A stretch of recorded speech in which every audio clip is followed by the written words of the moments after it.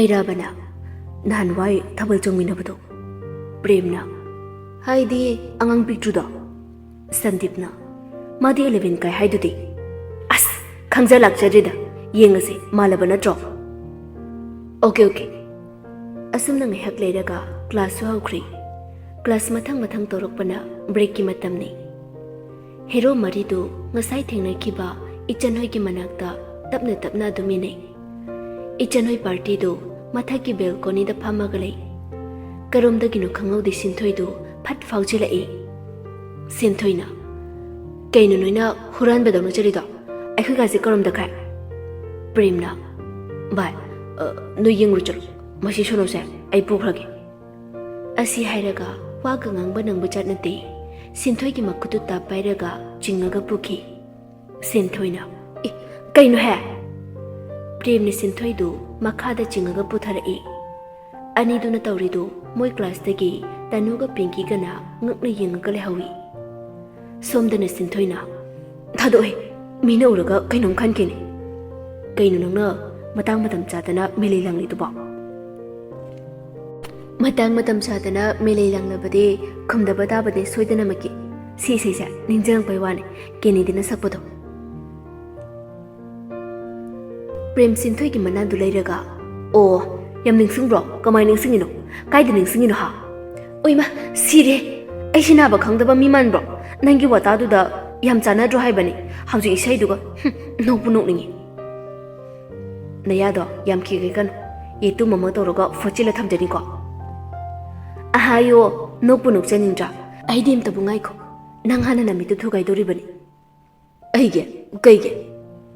ꯀꯩꯒꯤ ꯃꯥꯜꯂꯦ ꯈꯜꯂꯨ ꯃꯁꯤ ꯃꯆꯤꯟ ꯃꯆꯥꯁꯤꯒ ꯄꯉꯥꯡꯗꯤ ꯉꯥꯡꯉꯗꯅ ꯍꯦ ꯋꯥꯗꯣ ꯊꯩꯗꯣꯔꯛꯀꯅꯨ ꯉꯁꯥꯏ ꯅꯪ ꯀꯩꯗꯧꯕ ꯑꯩꯕꯨ ꯀꯩꯗꯧꯈ꯭ꯔꯒꯦ ꯍꯣ ꯀꯩꯝ ꯇꯧꯗꯦ ꯅꯃꯤꯠ ꯌꯥꯝꯕꯒꯤ ꯅꯃꯤꯠꯇꯨ ꯊꯨꯒꯥꯏꯗꯣꯏꯕ ꯑꯩꯅ ꯑꯣ ꯉꯥꯏꯁꯟꯅꯕꯒꯤꯗꯤ ꯅꯀꯣꯛꯇꯨ ꯊꯨꯒꯥꯏꯗꯣꯏꯕ ꯈꯪꯉꯕ ꯅꯠꯇꯦꯅꯦ ꯅꯪꯅ ꯉꯁꯥꯏꯗꯒꯤ ꯅꯆꯤꯟ ꯃꯆꯥꯗꯨꯅ ꯄꯨꯡꯉꯥꯡꯗ ꯉꯥꯡꯉꯤꯗꯨꯕꯨ ꯀꯩꯒꯤꯅꯣ ꯍꯥꯏꯕ ꯑꯣ ꯅꯣꯏ ꯅꯄꯥ ꯇꯧꯕꯒꯤ ꯑꯣ ꯑꯩꯈꯣꯏ ꯄꯥ ꯇꯧꯕꯒꯤ ꯑꯩꯈꯣꯏ ꯄꯥꯅ ꯀꯩꯗꯧꯔꯒꯦ ꯃꯁꯤ ꯑꯁꯤ ꯍꯥꯏꯔꯒ ꯄ꯭ꯔꯦꯝꯒꯤ ꯃꯃꯥꯏꯗ ꯀꯤꯟꯅ ꯊꯤꯟꯖꯤꯜꯂꯤ ꯄ꯭ꯔꯦꯝꯁꯨ ꯃꯃꯥꯏꯗꯨ ꯅꯜꯂꯒ ꯀꯩꯅꯣꯝꯅꯤꯅꯣ ꯁꯤꯕꯣ ꯁꯤꯟꯊꯣꯏꯅ ꯅꯣꯏ ꯄꯥꯔꯇꯤꯅ ꯉꯁꯥꯏ ꯒꯔꯜꯁ ꯁꯥꯏꯠ ꯂꯣꯝꯗ ꯂꯣꯟꯅ ꯌꯦꯡꯂꯤꯗꯣ ꯀꯅꯥꯅꯣ ꯍꯥ ꯅꯃꯤꯠ ꯑꯃꯨꯛ ꯊꯨꯒꯥꯏꯕ꯭ꯔꯣ ꯀꯅꯥ ꯌꯦꯡꯂꯒꯦ ꯑꯩꯈꯣꯏꯅ ꯀꯅꯥ ꯌꯦꯡꯂꯒꯦ ꯀꯥꯏꯅ ꯅꯣꯏꯅ ꯌꯦꯡꯕꯗꯨꯕꯨ ꯑꯩꯈꯣꯏꯅ ꯈꯪꯕ꯭ꯔꯣ ꯑꯃꯁꯨ ꯄꯤꯡꯀꯤꯅ ꯅꯨꯡꯉꯥꯏꯗꯣꯔꯕꯅꯤ ꯀꯩꯅꯣꯝꯅꯦ ꯅꯪ ꯉꯥꯡꯂꯤ ꯃꯌꯥꯝꯗꯨꯕꯣ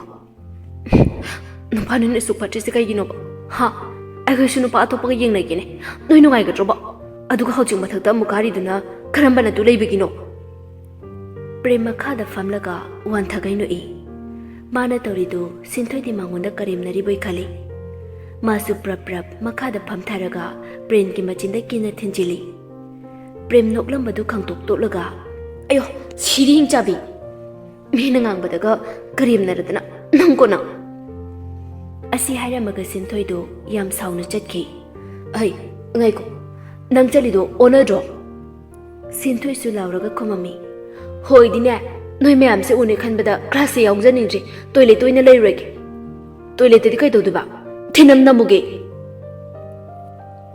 ꯁꯣꯝꯗꯅ ꯏꯆꯟ ꯍꯣꯏꯅ ꯂꯩꯕ ꯑꯗꯣꯝꯗ ꯃꯩꯔꯥꯕ ꯍꯣꯏꯁꯨ ꯀꯣꯏꯆꯠ ꯆꯠꯂꯒ ꯂꯩꯔꯝꯃꯤ ꯃꯩꯔꯥꯕ ꯍꯣꯏꯁꯨ ꯆꯠꯄ ꯁꯥꯔꯒ ꯂꯩꯔꯤ ꯃꯥꯂꯦꯝꯅ ꯍꯦꯛꯇ ꯉꯁꯤꯔꯣ ꯚꯥꯏ ꯚꯥꯏ ꯇꯞꯅ ꯃꯥꯏ ꯈꯪꯖꯔꯛꯆꯅꯤꯗ ꯅꯨꯄꯥꯁꯦ ꯃꯃꯥꯏ ꯈꯪꯁꯟꯁꯟꯁꯤꯜꯂꯛꯏꯗ ꯑꯣꯏꯔꯝꯗ꯭ꯔꯁꯨ ꯀꯣꯏꯔꯣ ꯉꯔꯥꯡꯒꯤ ꯊꯣꯃꯥꯁ ꯍꯥꯏꯕꯗꯨꯗꯤ ꯑꯗꯨꯗꯤ ꯃꯌꯥꯝꯕꯅꯤꯅꯦ ꯁꯛ ꯑꯣ ꯀ꯭ꯂꯥꯁꯇꯤ ꯃꯥꯟꯅꯔꯤꯁꯤꯗꯤ ꯃꯌꯥꯝꯕꯒ ꯀ꯭ꯂꯥꯁ ꯃꯥꯟꯅꯕ ꯌꯥꯗꯦ ꯀꯥꯏꯅ ꯂꯩꯕ꯭ꯔꯣ ꯍꯣꯏꯅꯦ ꯑꯗꯨꯕꯨꯗꯤ ꯂꯩꯇꯦꯅꯦ ꯍꯦꯔꯣ ꯑꯍꯨꯝꯗꯨ ꯍꯪꯕꯁꯨ ꯉꯝꯗ ꯕ꯭ꯔꯦꯛꯀꯤ ꯃꯇꯝꯁꯨ ꯂꯣꯏꯗꯧꯕ ꯃꯤꯅꯤꯠ 5ꯃꯨꯛꯇꯪꯗꯤ ꯉꯥꯏꯔꯤ ꯚꯥꯏ ꯍꯌꯦꯡ ꯑꯃꯨꯛ ꯌꯦꯡꯉꯁꯤ ꯂꯥꯛꯑꯣ ꯕꯦꯜ ꯇꯥꯗꯣꯔꯤ ꯍꯣꯏ ꯂꯥꯛꯑꯣ ꯑꯁꯨꯝꯅ ꯑꯍꯨꯝꯗꯨ ꯀꯨꯝꯊꯃꯤꯟꯅꯔꯛꯏ ꯁꯣꯝꯗꯅ ꯄꯤꯡꯀꯤꯗꯨ ꯀꯣꯏꯆꯠ ꯆꯠꯂꯒ ꯂꯩ ꯂꯥꯛꯈꯤꯁꯤꯅꯨꯕ ꯃꯃꯤꯠꯇꯨ ꯊꯨꯒꯥꯏꯒꯦꯕ ꯁꯤꯟꯊꯣꯏꯅ ꯚꯥꯏ ꯅꯪ ꯊꯣꯛꯇꯧꯔꯦ ꯑꯩꯒꯤꯗꯤ ꯃꯃꯥꯏ ꯊꯨꯒꯥꯏꯈ꯭ꯔꯦ ꯇꯅꯨꯅ ꯑꯗꯨꯒꯤꯔꯣ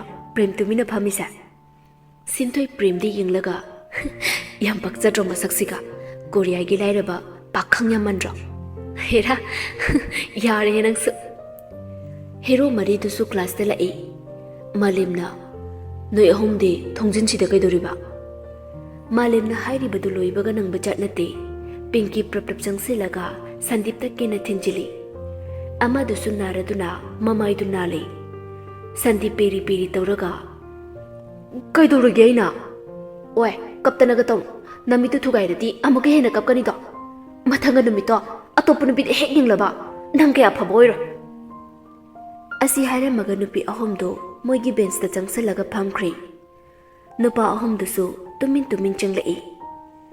प्रेमसु ममाइदु नालगा बाय आई किन फजबम चारी। संदीपना सेम टू यू बाय। प्रेमना नंगना कइगे खंगदे बाय। मैराब नोकलगा नोइनि उबदा नुपीगा कोइदौ तल्ले। मिनाय मुन्ना नंगी हाक्तक्तगिनि इबानी किन चारिसे। ए कइगे ngасai chande yengbay। मालेम का मैराबग दु yengnaraga wanthagay noi। संदीपना यम तानिंग नोकोन नसा नसागिना नफम दफम लुला। अनि दुसु वा मखा ताजद्रै मामागी फमफम दु चंगलगा फमनख्रे। असमना ngayhak leiraga break ki matam su loireduna class su amuk hauri। ngayhak leiraga college hours su loireduna hero maridu hostel da amuk halai। असमना नोंगमदगी निनी दगी हुमनी सुम हाउचिन खिबना था अमसु हेलाई। लाइजना दारोबार काय चतुइनु आइना चब थबता नन सुमिंग चलिसे कगिनु यंगसनबगी वाना तियदा दानंग तांगंता चलगा थेंगना हलकपत हाइजबनी मदुगी दमक्ता नंगनो वाबि हाइदि आइना हलकनिंग ममतम थालकनी चनिंग ममतम द चकनी दा सुमाइना सुमलेबनी यागट्रो थबा म तौनबा तौसे नंगना कगिरु थबक हाइसिबा आइना तौनिंग तौनिंग तोकनी मसिदा असुक याम यंगसिलिसे कगिनु नंगना थबक तौब नुपा याम पामगना नोइगी खुंगंगदा आदा लेरु अदुगा नंगना पाम नुपादो खलगा नुंगाय फना लेरु नंगदि लाइसु लेखिनिने हानदगी नरम चचु चमद्रिदुने दा आइबो तुमना सुलाना लौबिनु आइबु ngasi फाउदा कय अकाइबो वांगां खरगे करी अकाइबा थबक तौखरगे तारिंगे चथोम दाइदने वा चगा ngang अदुगना सक्तु सुलकन दाव यदो मानते। असि हाइरमगा रोबर्टो साउनु कुमथाकी मखादा नीलमना इबुंगो काइदनो असै फाउदने मा नंग अमने मसिकी ओक्तबिसे एक लौरुबदगी मांगलदबने। रॉबर्ट करिसु खुमदे तुमिना अदुम लै। नीलमना है इचादिने मसिकी लवाई नुपी खुंगंगचु बिसिगी मनाकता याम तोइना लेबे यादेको लेना लौनरकनी यारेमा आई चलगे। असि हाइरमगा रोबर्टो फचतख्रे। ngसाइदगी ngangnaribasingdo लाइजसु तारिबनी अदुबो करिबो हाइजगनी तुमिना ताबनतना उपाय करिसु लेरमदे। हेक नुंगानबदगी इमुंगी थबक पुंबा लाइजना लोइना तौरमे। नीलमसु तौगे हाइबा मतागुम इमुंगी थबक अमता यावरमदे। रॉबर्टसु हेक नुंगानबदगी चतखिबदुना पुंग 12 ताद्रिङै हलक्ते।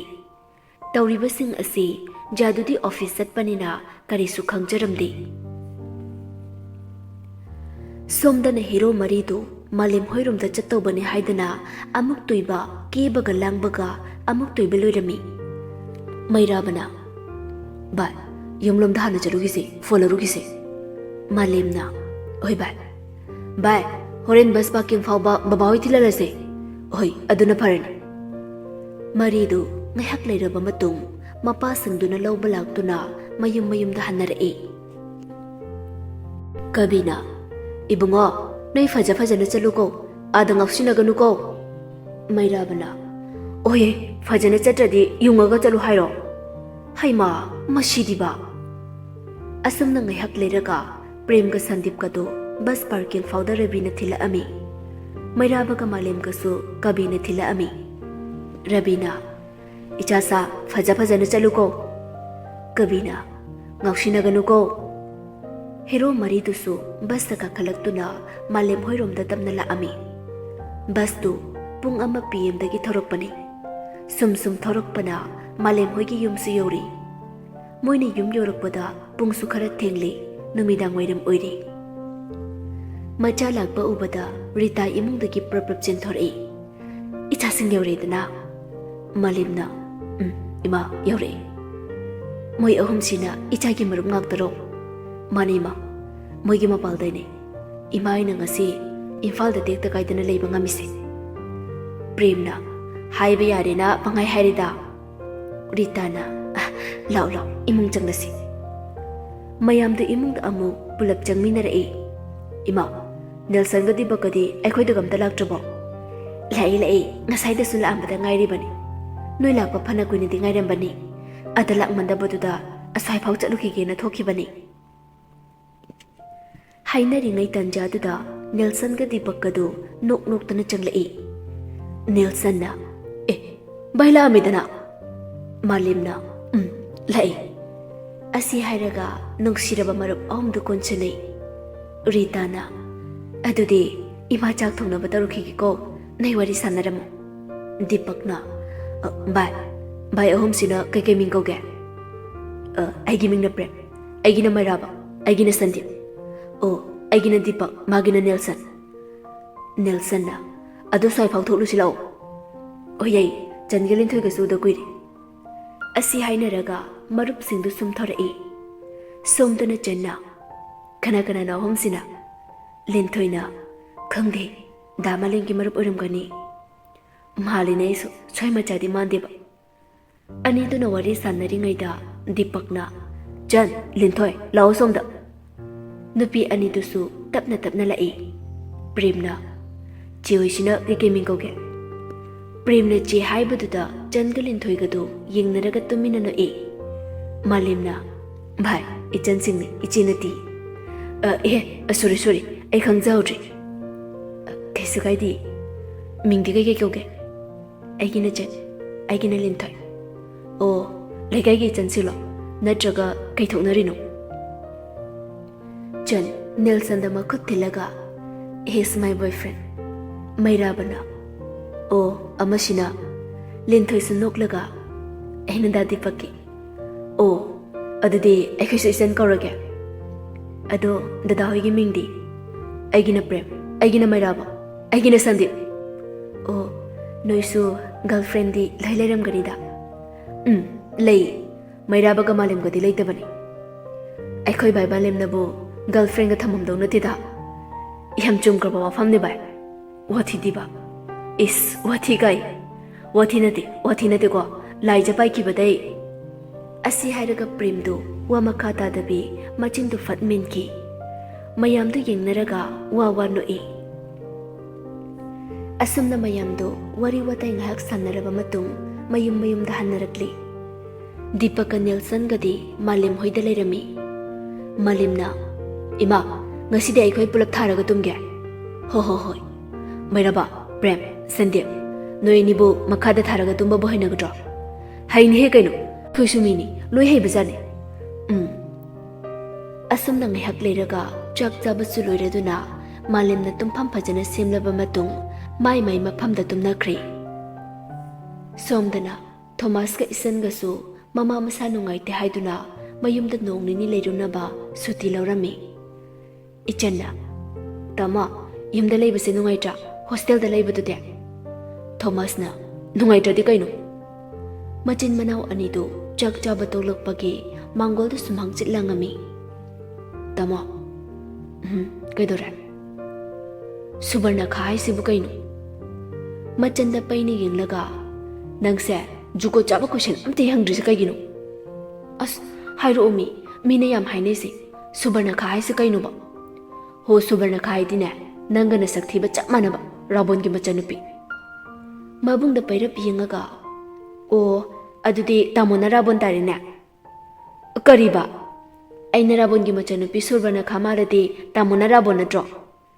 Asi hairaga imung da pai khai chensinki. Thomasu tanarei kayadu sitriba ngawnu yungune. Tamona isu Subarna khamale haidudi tamosu Rabon male.